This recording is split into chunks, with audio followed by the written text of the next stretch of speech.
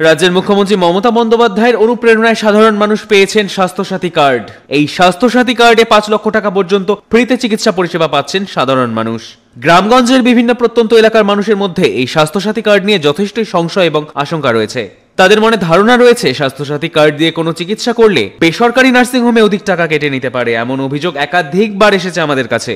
এ বিষয়ে রায়গঞ্জের জীবনরেখা super speciality হাসপাতালের কর্ণধার ডক্টর শান্তনু দাস বলেন, স্বাস্থ্যসাথী কার্ড নিয়ে বিভিন্ন নার্সিং হোমের বিরুদ্ধে যে অভিযোগের কথা বলা হচ্ছে এমন কোনো স্কোপই নেই, কেননা প্রতিটা চিকিৎসায় রাজ্য সরকার প্যাকেজ বেঁধে দিয়েছে।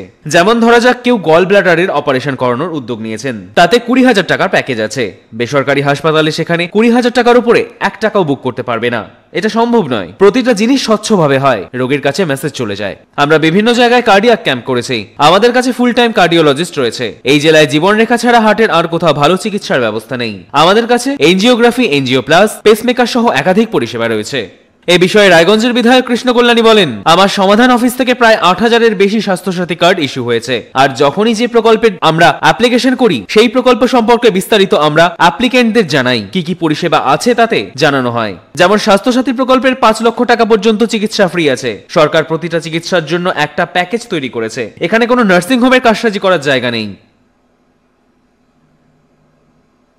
সঙ্গে আলোচনা হচ্ছিল যে স্বাস্থ্যসাথী কার্ড নিয়ে গ্রাম বাংলায় এখনো কিন্তু সেই সচেতনতাটা এসে পৌঁছায়নি। অনেকে মনে করছে যে কার্ড দেওয়ার পরে হয়তো 5 লাখ টাকা বেনিফিট পাবে, হয়তো পুরো টাকাটাই নার্সিংহোম কেটে নেবে।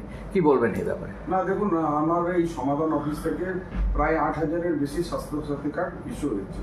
আর যখনই যে প্রকল্প আমরা অ্যাপ্লিকেশন করি সেই প্রকল্প সম্বন্ধে ডিটেলস আমরা অ্যাপ্লিকেন্টদের জানাই যে এই প্রকল্প থেকে কি কি বেনিফিট আছে। যেমন আপনি স্বাস্থ্যসাথী বলবেন, এটা 5 লক্ষ টাকা অব্দি টোটালি চিকিৎসা ফ্রি আছে। আর যেটা ডক্টর শান্তনু দাস বললেন যে প্রত্যেকটা গভর্নমেন্ট প্রত্যেকটা চিকিৎসার একটা প্যাকেজ তৈরি করে দিয়েছে, আমিও এটাতে সহমত। এখানে কিন্তু কোনো নার্সিংহোমের কোনো রকম কারসাজি করার কোনো জায়গা নেই, কেননা এক একটা ভাবে নেন চিকিৎসার এক একটা প্যাকেজ রয়েছে। ঠিক আছে, যেমন উনি বললেন গোল্ড ব্লাডার কিংবা উনি যেটা বললেন পেসমেকার বসানো, এগুলো সবকিছু একটা গভর্নমেন্টের তরফ থেকে নির্ধারিত একটা প্যাকেজ করা আছে। তো সেই জিনিসগুলো আমরা বলছি, কিন্তু আমরা সবসময় অ্যাপ্লিকেন্টদের কাছে একটা কথা রাখি যে দালাল চক্র থেকে আপনারা দূরে থাকবেন। কেননা কোনো কিছু কোনো নার্সিংহোম কিংবা কোনো ডাক্তার এগুলা করে না। কিছু দালাল যারা ঘুরে বেড়ান, তারা তাদের কাছ থেকে কমিশন নেওয়ার একটা ফন্দি আঁকেন, তাদেরকে দূরে থাকতে হবে। এখানে সরকারি হাসপাতাল কিংবা কোনো নার্সিংহোম যেটা আছে, এখানে একদম ক্রিস্টাল ক্লিয়ার ট্রান্সপারেন্সি রয়েছে যে এই চিকিৎসার প্যাকেজ এটা রয়েছে।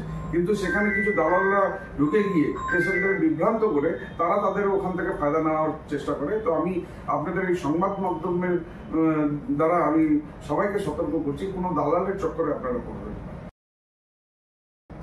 বুঝলি যে স্বাস্থ্যসাথী কার্ড নিয়ে, স্বাস্থ্যসাথী কার্ড যখনই তারা কোনো নার্সিংহোমে দিচ্ছে তাদের ভয় হচ্ছে যে 5 লক্ষ টাকা পর্যন্ত তারা যে স্বাস্থ্যসাথী কার্ডে পাবে বেনিফিটটা, হয়তো দেখা গেল কোনো নার্সিংহোম 30,000 টাকা খরচ হয়েছে, অনায়াসে সে তো 1 লাখ টাকা কেটে নিতে পারে।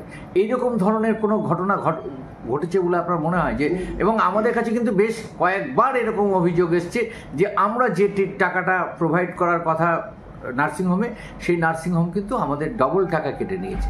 কি বলবেন এই ব্যাপারে? না, এরকম কোনো স্কোপ নেই হাসপাতাল বা নার্সিংহোমের, কারণ প্রতিটা চিকিৎসায় গভর্নমেন্ট কিন্তু প্যাকেজ বেঁধে দিয়েছে।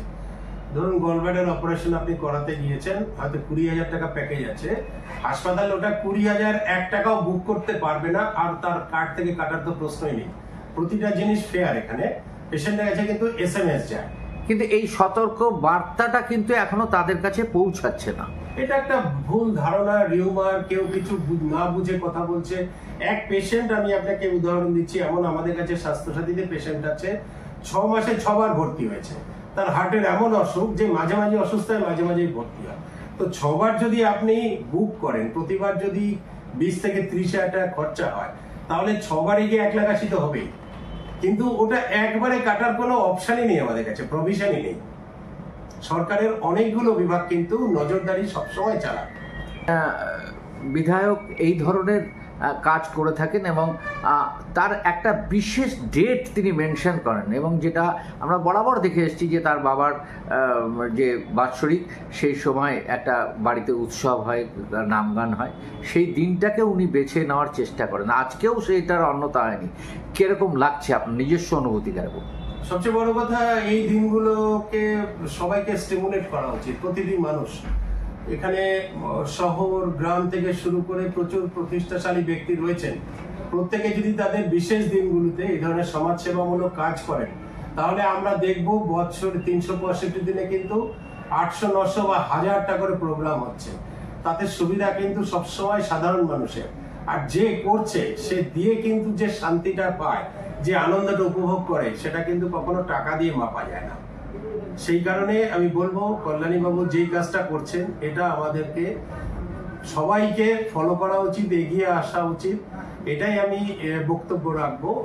যেমন আমি নিজে আমার জন্মদিনের দিন যেরকম রক্তদান শিবির করি, এটা প্রতি বছর করে আসছি, তো এটা আমাকে একটা খুব ভালো একটা আনন্দ দেয়। মানুষকে আমি বার্তা দেওয়ার চেষ্টা করি, প্রত্যেকে করুন, এগিয়ে আসুন, এইভাবে করেই সমাজসেবামূলক।